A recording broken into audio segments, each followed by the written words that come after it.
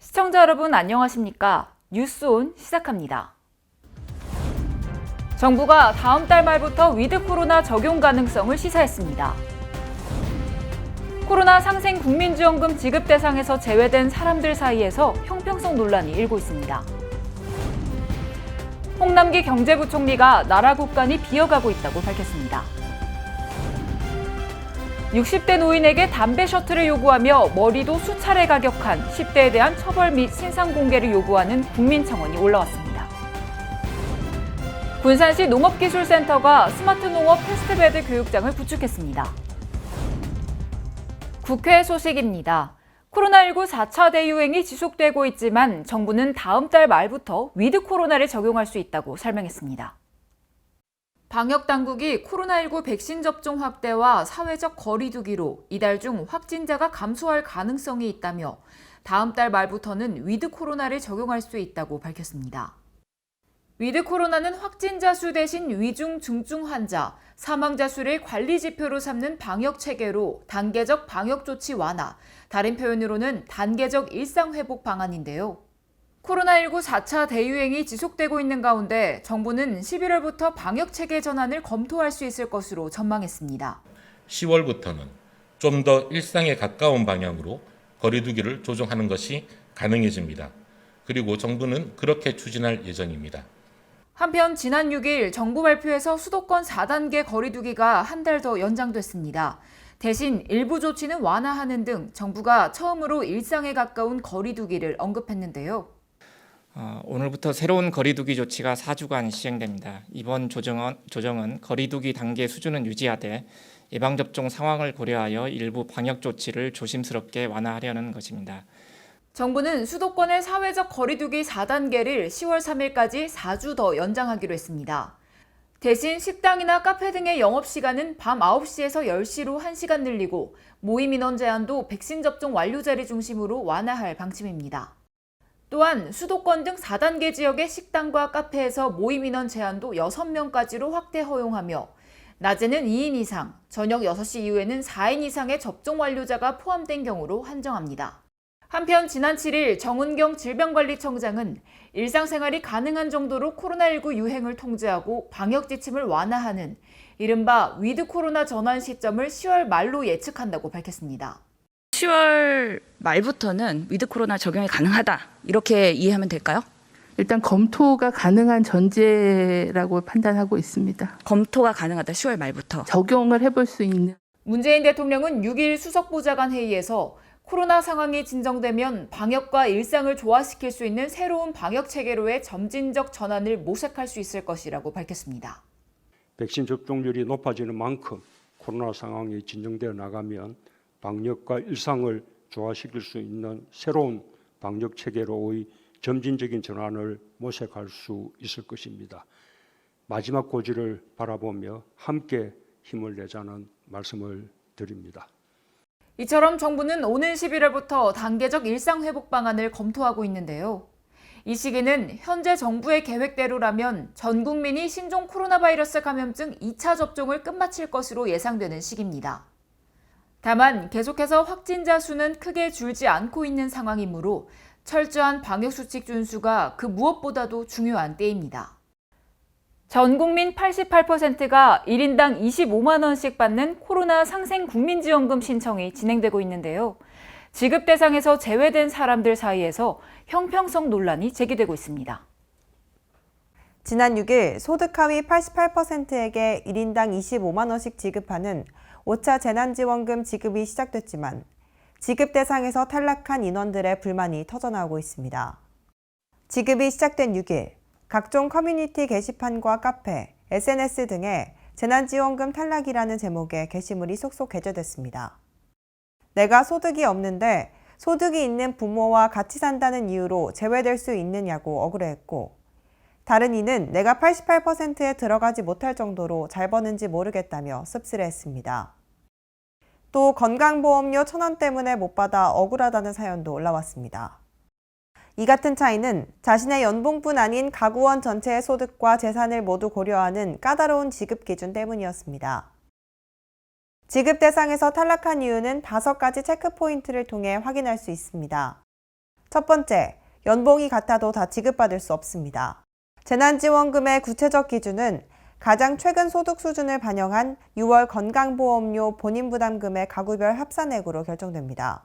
건강보험료는 연봉만 아닌 연봉 외 소득도 일부 반영됩니다. 건강보험료 지역가입자는 소득은 물론 토지, 건물, 선박, 자동차 등도 보험료 산정의 기준이 됩니다.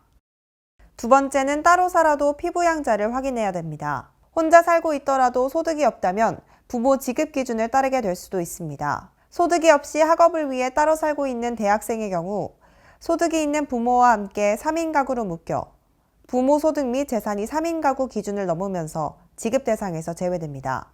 세 번째는 가구 분리, 이사 시기 확인입니다. 국민지원금 선정 가구 원수는 6월 30일 주민등록 세대를 기준에 책정하게 되며 기준일 이후 분리는 이의 신청을 해도 바뀌지 않습니다. 네 번째는 재산 기준입니다. 건강보험료 기준을 충족해도 고액의 자산을 보유했다면 지원 대상에서 빠질 수 있습니다. 지난해 재산세, 과세표준액 합계액이 9억 원, 종합소득 신고분 금융소득 합계액이 2천만 원을 초과하는 경우가 해당됩니다. 마지막은 코로나19 피해 자영업자입니다. 지역가입자인 자영업자의 경우 6월 건강보험료는 2019년 신고한 종합소득세를 기준으로 책정돼 있습니다. 지난해 코로나19로 줄어든 매출과 이로 인한 소득 감소가 건강보험료에 반영되지 않을 수 있기 때문에 이런 경우 이의 신청 시 지난 5월에 신고한 종합소득세를 바탕으로 건강보험료를 다시 산정합니다.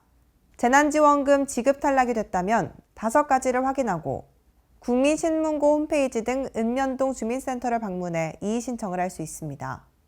이의 신청서를 작성하고 소득금액 증명 또는 사실증명 등 증빙 서류를 접수하는 방식이며 신청은 11월 12일까지 가능합니다. 결과는 국민신문고 홈페이지를 통해 확인할 수 있습니다.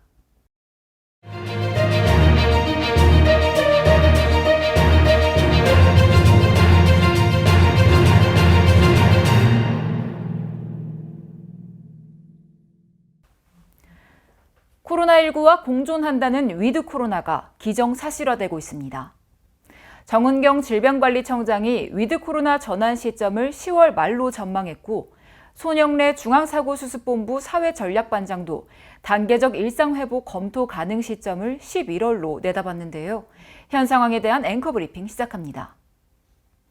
먼저 A일보는 위드 코로나 여건이 아직 도래하지 않은 상태에서 성급히 이런 발언을 하는 것 자체가 방역 의식을 느슨하게 할 수 있다는 것이 문제라며 K방역 체계를 한순간에 무너뜨릴 위험마저 내재하고 있어 신중한 접근을 주문하지 않을 수 없다고 강조했습니다.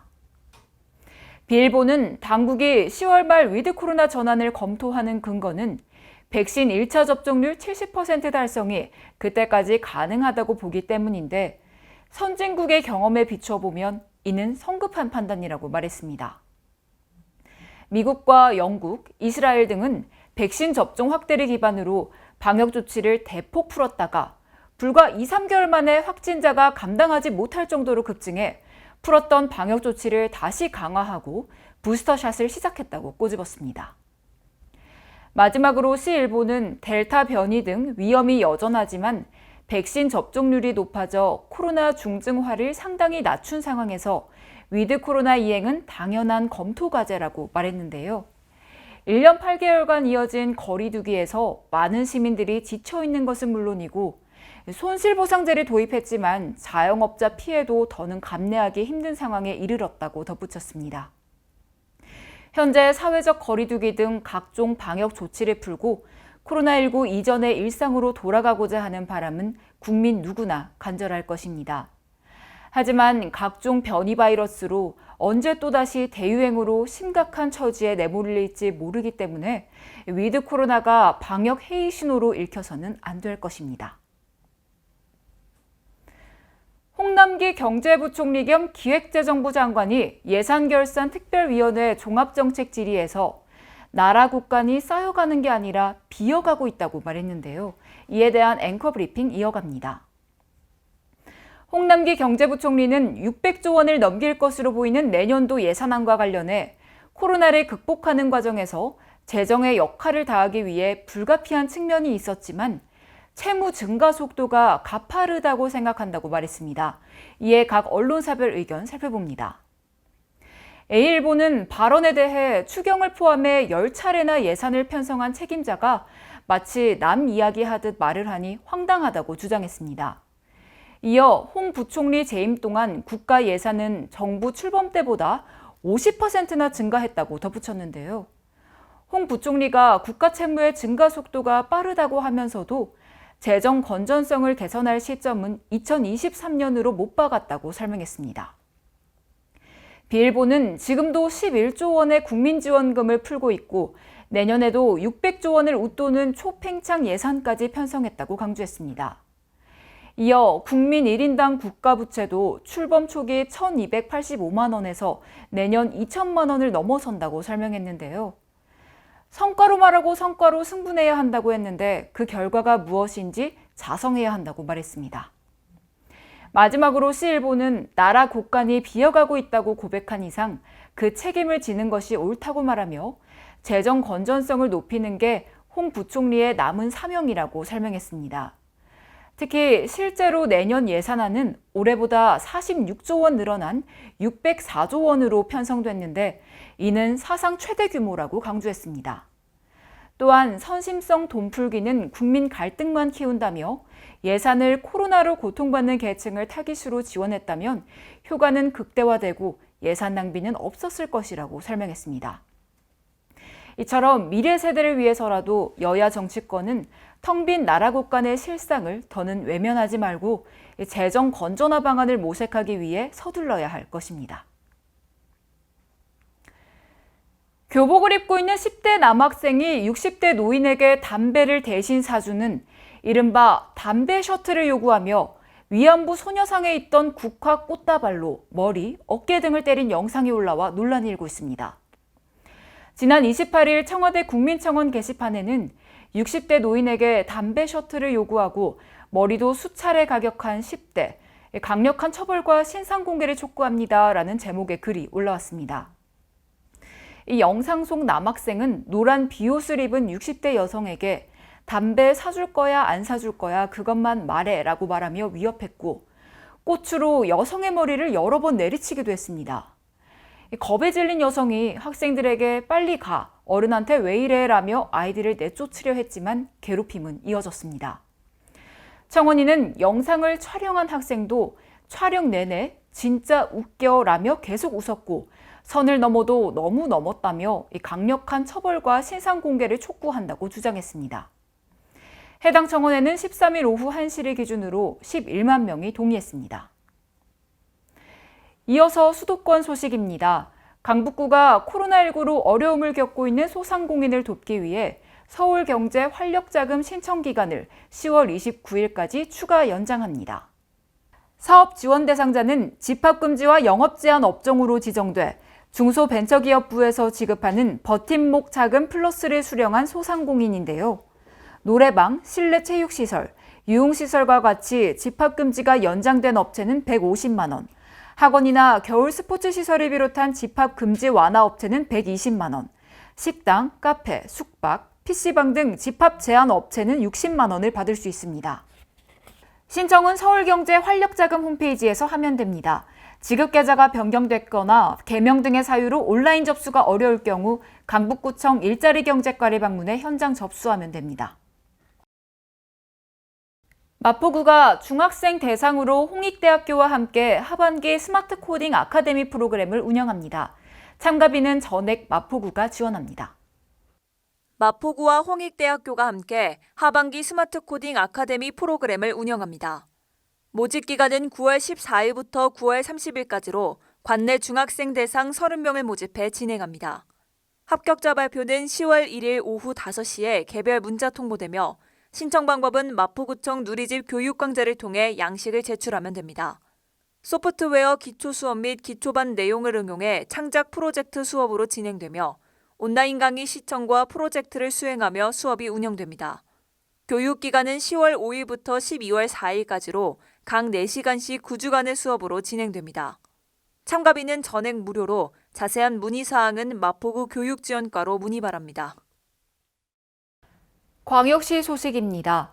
대전 산업단지를 첨단 디지털이 어우러진 혁신산단으로 전환하기 위한 사업이죠. 대전시가 대전산단 대개조 사업에 대한 본격적인 밑그림 그리기에 나섰습니다.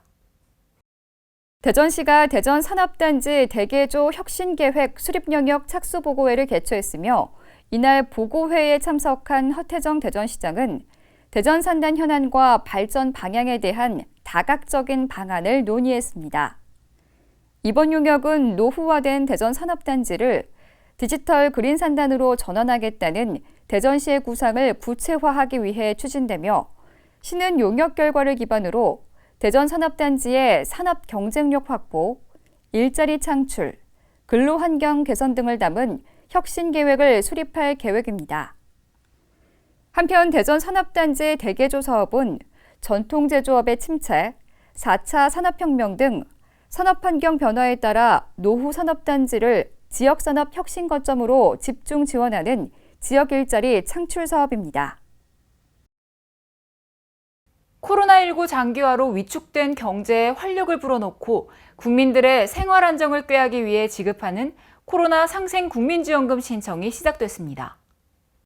대전 시민 약 123만 명에게 지급되는 코로나 상생 국민지원금 온라인 신청 접수가 9월 6일부터 시작됐습니다. 이번 국민지원금은 성인은 개인별로, 미성년자는 주민등록상 세대주가 일괄 신청해야 하며 인원에 따른 상한액 없이 1인당 25만 원씩 지원됩니다. 1인 가구는 지난 6월 건강보험료 본인 부담금이 17만 원 이하일 경우 지급 대상이고 4인 가구는 직장가입자 기준 외벌이는 31만 원, 맞벌이는 39만 원 이하일 때 신청할 수 있습니다. 또한 지급 신청은 카드사 홈페이지나 앱 등을 통한 온라인 신청이 가능하고 9월 13일부터는 은행창구, 주소지 관할동 행정복지센터에서 오프라인 신청도 가능합니다. 지급수단은 국내 9개 카드사의 신용체크카드, 온통대전과 대덕 1호음 선불카드 중 하나를 선택할 수 있으며 지원금은 신청 다음 날부터 사용할 수 있습니다. 한편 국민지원금 신청 접수가 시작되는 9월 6일부터 일주일은 출생연도 끝자리 적용요일제 신청만 가능하다는 점 참고하시기 바랍니다. 광주시가 민생 현장을 찾아 시민들의 목소리를 듣고 정책화하는 현장 행정에 심혈을 기울이고 있습니다. 광주시는 코로나19 극복을 위한 특별주간, 민생경제 현장 정책 투어, 현장 경청의 날 운영을 통해 현장에서 의견을 듣고 시와 유관기관, 시민이 해결책이나 지원 방안을 모색하는 방식으로 현장 행정을 추진하고 있습니다. 우리 시는 문제 해결 방법이 현장에 있다는 생각으로 시장, 중소기업 등 소통이 필요한 곳을 찾아 민생 사각지대를 없애고 시민 체감하는 행정을 계속해 나가겠습니다. 지난 3월부터 시작된 코로나19 극복 특별주간은 소상공인 주간을 시작으로 총 7개 분야에 걸쳐 진행됐으며 민생경제 현장 정책 투어는 2019년부터 총 29차례 운영해 어려움을 살피고 맞춤형 대책을 마련했습니다. 이를 비롯한 현장 경청의 날도 25회 진행해 시민 불편 해소는 물론 정책화 모색, 행정 사각지대 발생 차단, 시민과 소통 등의 역할을 하고 있습니다. 광주시가 내년도 국비로 역대 최대 규모인 3조 원대를 확보하면서 현안 사업 추진에 청신호가 켜졌습니다. 광주시의 2022년도 정부 예산안 반영액은 올해보다 3,819억 원, 13.8% 증액된 3조 1,457억 원으로 사상 첫 3조 원대를 기록했습니다. 내년도 국비에는 광주시가 중점 추진 중인 인공지능, 자동차 산업 생태계 구축과 도시철도 2호선 건설 사업, 장애인 수련시설 건립 등이 반영됐습니다. 인공지능 중심도시 사업, 그게 이제 미래 성장 동력이기 때문에 저희 시에서도 역점적으로 추진했습니다. 그래서 금년도에도 연차별 소요인 667억 정도로 확보하게 됐습니다. 광주시는 그동안 국비 확보를 위해 청와대와 정부 부처 장관 등을 찾아 지역 현안 사업의 필요성을 강조했으며 앞으로도 정부 예산안에 미반영된 현안 사업비 확보를 위해 적극 나설 방침입니다. 이어서 강원도 소식입니다. 보건의료원에서 보건진료소의 혈압계, 혈당 측정기 대여와 소모품 지원 사업을 이달부터 시작합니다. 관내 15개 보건진료소에는 혈압계 3대, 혈당 측정기 2대를 배정해 신청자에게 8주간 대여하고 1년에 1회 연장 가능합니다. 또한 혈당 스틱 등 소모품 지원의 경우에는 처방전이나 검진 결과서를 반드시 제출해야 합니다. 평창군은 고혈압 당뇨 관리 사업을 지속적으로 추진해왔으나 그동안 코로나19로 대면 관리가 어려웠던 점과 그에 따른 주민의 불편을 고려해 비대면 건강관리 사업과 연계해 보건진료소로 확대 운영합니다. 한국예술문화단체 총연합회 횡성지회가 창립총회를 열고 정재영 문인협회 회장을 초대 지회장으로 선출했습니다. 창립총회에는 문인협회 횡성지부와 국악협회 횡성지부, 미술협회 횡성지부 등 3개 협회로 구성된 대의원 12명이 참여해 조직 및 운영에 관한 규정과 임원 선출, 사업계획서 등에 대해 의결했습니다. 초대 회장으로는 투표를 통해 정재영 문인협회 회장이 선출됐습니다. 횡성예총은 9월 초 한국예총회 최종 인준을 신청할 계획으로 2022년 1월 정기총회 및 초대 회장 취임식을 개최할 예정입니다. 계속해서 충청도 소식 전해드립니다. 충북도가 내년도 정부 예산에서 도 예산 7조 원을 반영시키며 도정 사상 최대 규모의 국비를 확보했습니다. 도는 정부의 예산 투자 방향에 맞춰 관련 사업을 발굴한 게 이 같은 성과를 거둔 것으로 분석했습니다. 충청북도가 도정 사상 최대 규모의 국비를 확보하며 7조 원 시대를 열었습니다. 2년 연속 정부 예산 6조 원 돌파에 이은 쾌거입니다.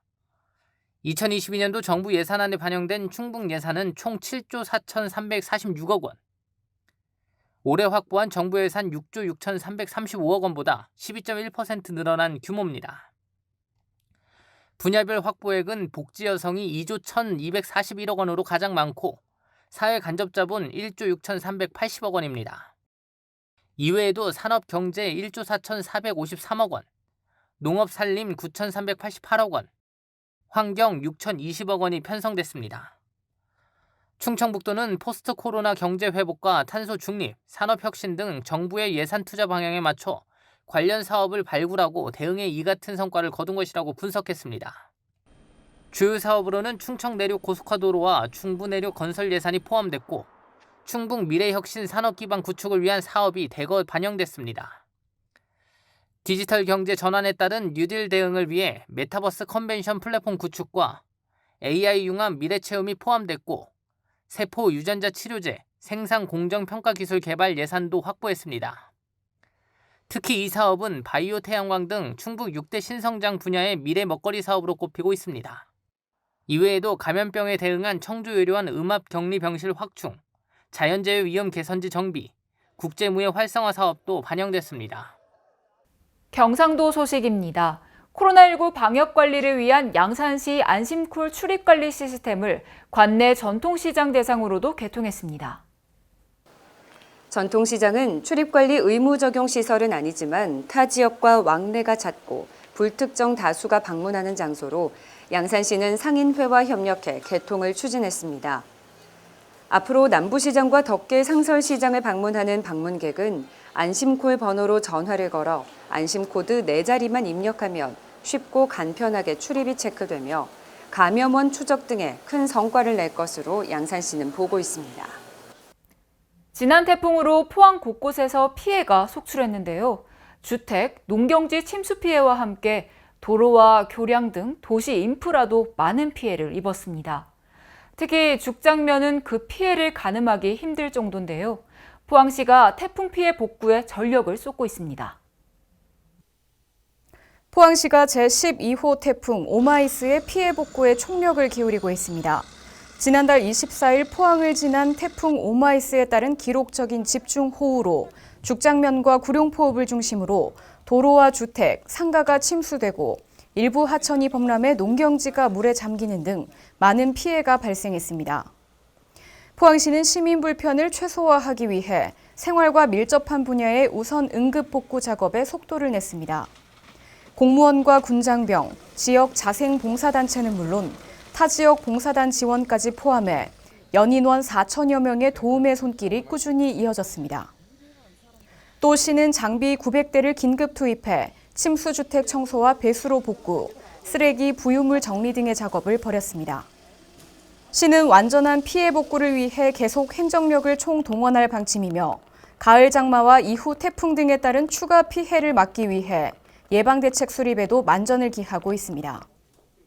한편 포항시는 행정안전부에 크고 광범위한 폭우 피해를 입은 죽장면을 특별 재난지역으로 선포해 줄 것을 건의했습니다.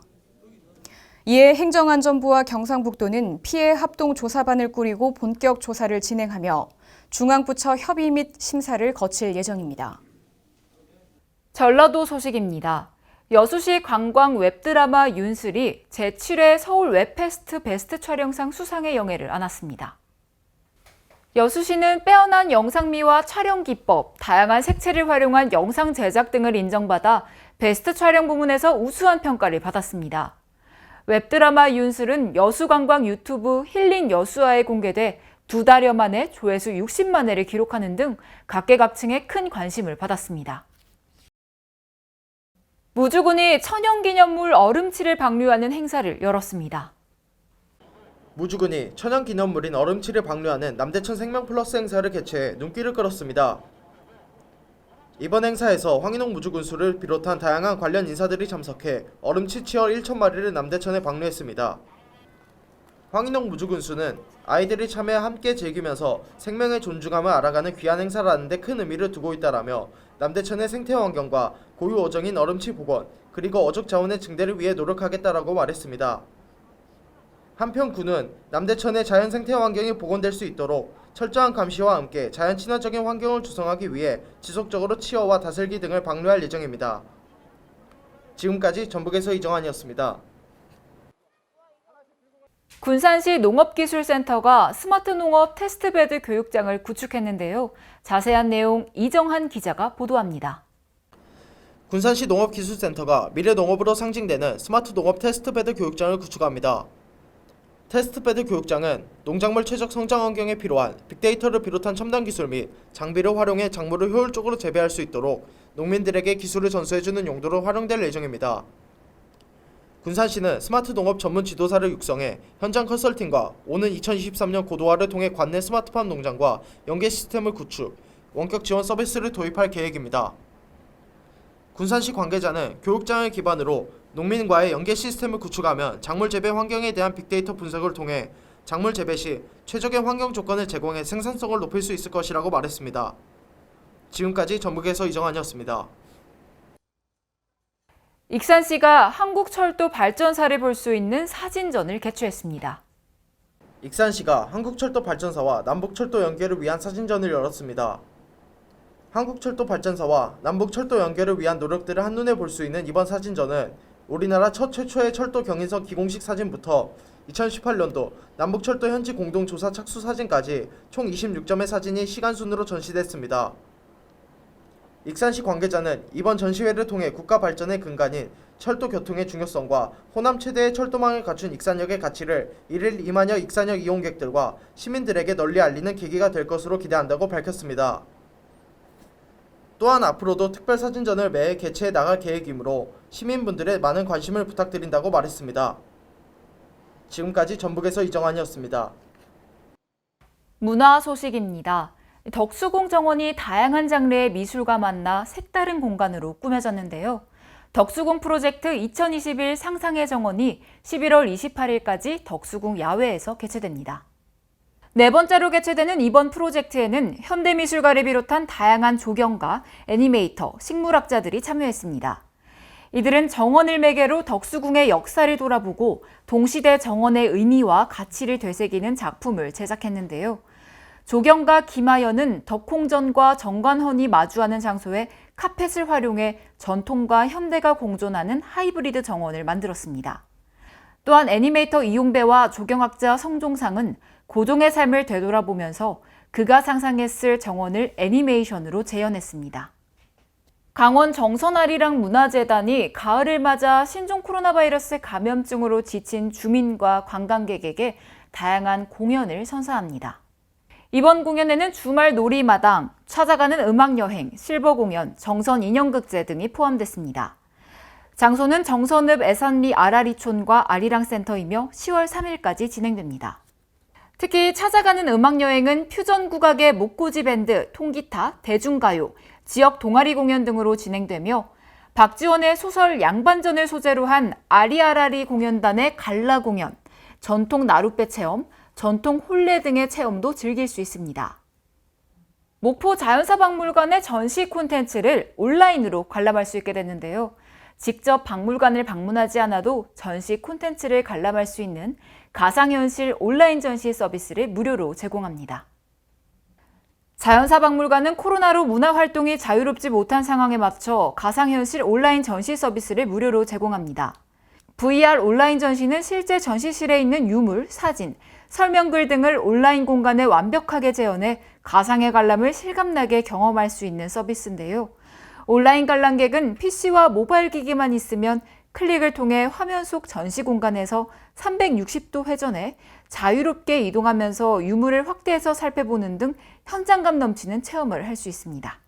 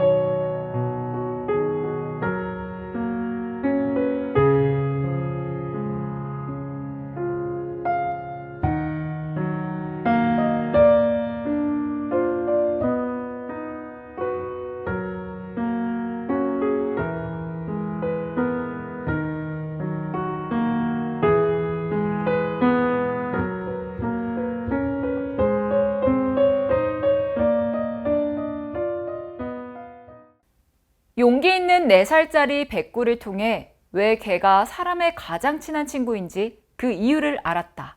이 미국 CNN이 보도한 내용입니다. 지난달 25일 새벽 90대 할머니가 실종됐다는 신고가 경찰에 접수됐습니다. 할머니를 찾기 위해 홍성소방서 구조대원, 방범대 등이 투입됐지만 26일 오전까지 찾지 못했는데요. 실종 추정 40시간 만에 열화상 탐지용 드론에 작은 생체 신호가 포착됐습니다. 논 가장자리 물속에 쓰러져 있던 할머니 곁을 지키던 백구의 체온을 드론이 감지한 것입니다. 그 신호를 찾아가 보니 벼가 자란 논 가장자리 물속에 할머니가 쓰러져 있었고 백구가 그 곁에서 체온을 나눠주고 있었습니다. 저체온증을 보인 김할머니는 곧바로 병원으로 이송됐고 현재 건강을 회복했습니다. 이들의 인연은 3년 전에 시작됐습니다. 할머니 가족이 유기견이었던 백구를 구조해 키워왔고 할머니는 백구가 대형견에게 물려 사경을 헤맸을 때 정성을 다해 돌봐주었는데요. 그런 할머니 곁을 한시도 떨어지지 않았던 백구를 보면 결초보온이라는 사자성어가 떠오릅니다. 한번 입은 은혜는 잊지 않고 보답한다는 뜻인데요. 충남 홍성소방서는 백구를 전국 1호 명예 119 구조견으로 임명하고 소방교 계급장을 수여했습니다. 4살 백구는 우리에게 개가 사람의 가장 친한 친구인 이유를 보여줬고 믿을 수 없는 기적을 만들었습니다. 이상 뉴스 마칩니다. 시청해주신 여러분 고맙습니다.